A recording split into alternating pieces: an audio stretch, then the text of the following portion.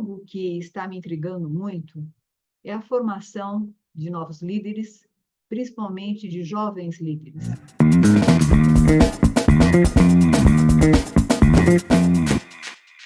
E para entender isso, eu venho estudando um pouco o que vem acontecendo com as nossas crianças. E eu me deparei com uma matéria de Luciana Garbim, no estado de São Paulo, que já foi de alguns dias atrás, é que eu não consegui fazer essa gravação antes, foi do dia 4 de abril, que ela diz o seguinte: você é um carpinteiro ou um jardineiro? E me chamou muito a atenção, porque ela coloca o seguinte, né? Que a grande preocupação dos pais hoje é que o filho seja alguém na vida. Aliás, foi sempre uma grande preocupação dos pais, né? Que o filho fosse alguém na vida.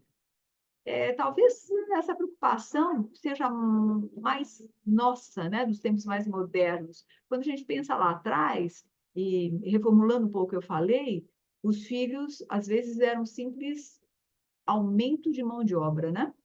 Então, eu quero ter um filho homem para que eu consiga ter mais força de trabalho. E hoje não. Cada vez mais nós vemos o filho como alguém que nós somos absolutamente responsáveis por todo e qualquer sucesso ou insucesso deles. E são essas crianças, esses adolescentes, que serão os novos líderes daqui para frente. Então, por que me preocupa, né? Porque nós vemos que cada vez mais os pais enchem as suas crianças de atividades, enchem as atividades, enchem. Ou seja, a criança tem uma agenda absolutamente complexa e plena, cheia. Não tem tempo livre, né? Vai na natação, vai fazer inglês, faz alemão, né? Faz espanhol, sei lá, e aí vão os idiomas, os vários idiomas, normalmente escolas, inclusive em período integral. Então, tem um volume demandante da criança muito grande. Mas, ao mesmo tempo, esse volume demandante traz coisas muito prontas para a criança. Cada vez mais nós somos indivíduos que temos coisas prontas e cada vez mais pensamos menos. Isso acontece também conosco. Isso é muito perigoso, porque a gente vai aprendendo a não pensar, né? Por exemplo, a gente não pensa mais o caminho que vai fazer porque tem o Waze, né? A gente às vezes não pensa mais no e-mail que vai mandar porque tem o chat GPT. E daí vai, né? Eu não penso muito no slide que eu vou montar porque tem inteligência artificial que monta. Então, eu também não preciso pesquisar muito porque tem tudo no Google.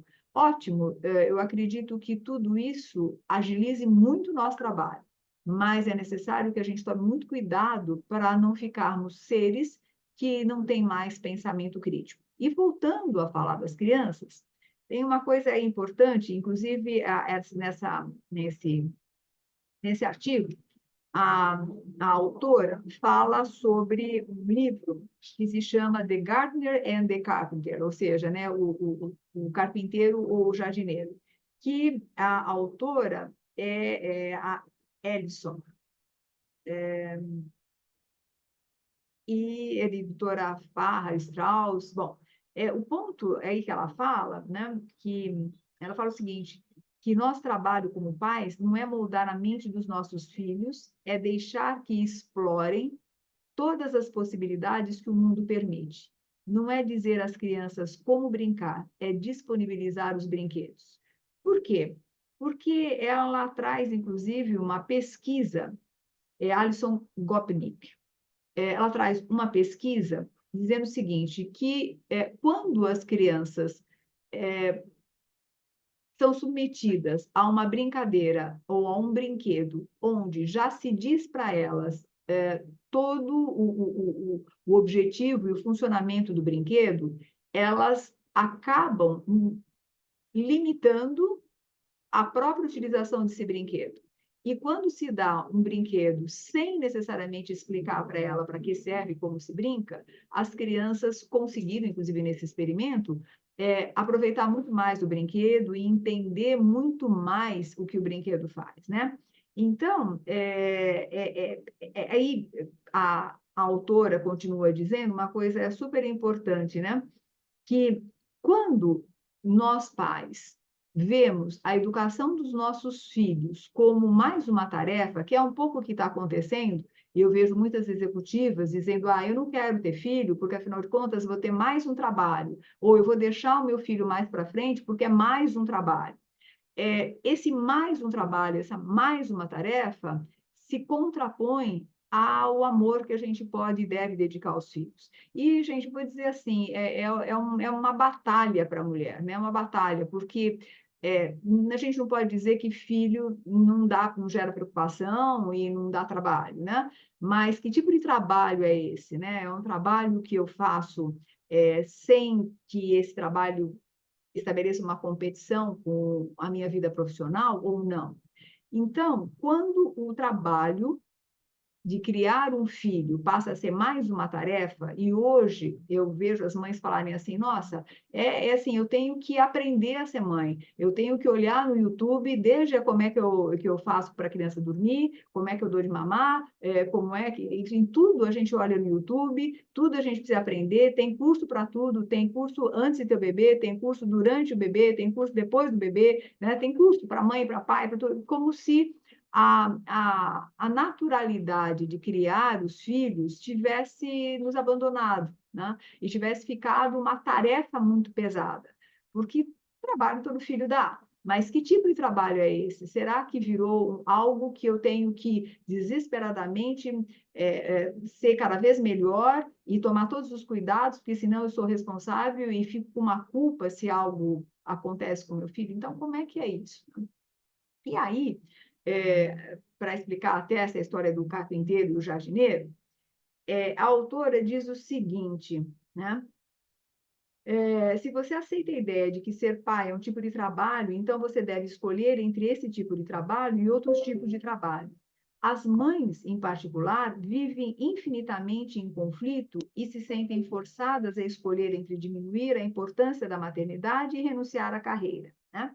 Bom, e aí ele fala o que tudo isso tem a ver com o jardineiro e o carpinteiro.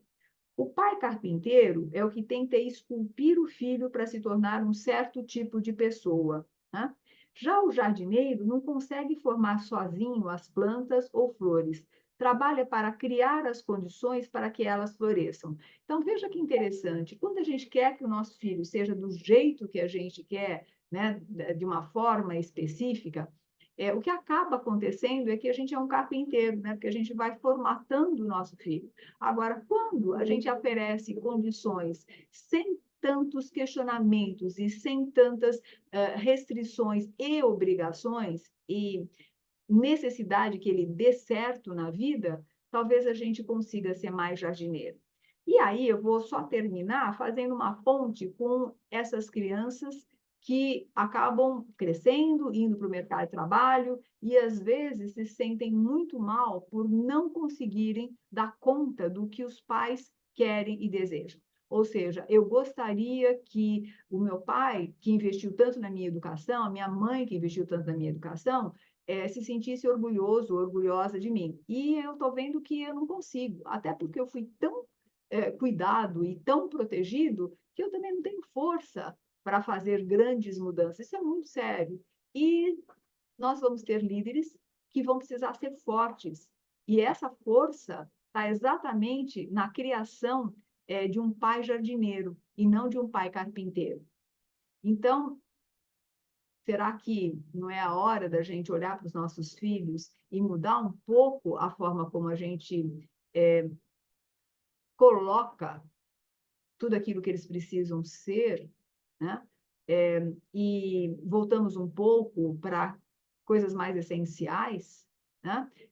Então, enfim, eu acho que temos muita coisa para conversar e óbvio que essa gravação, esse vídeo é só um momento de reflexão mesmo, para que a gente possa pensar que É da educação nossa que nós vamos ter novos líderes.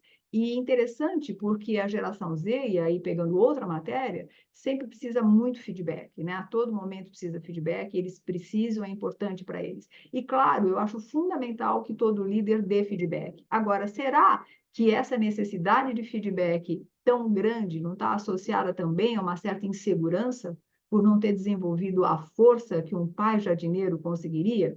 São perguntas, não são afirmações, mas são perguntas que eu gostaria de deixar para vocês, para que a gente pudesse pensar e talvez debater um pouco o assunto, tá bom?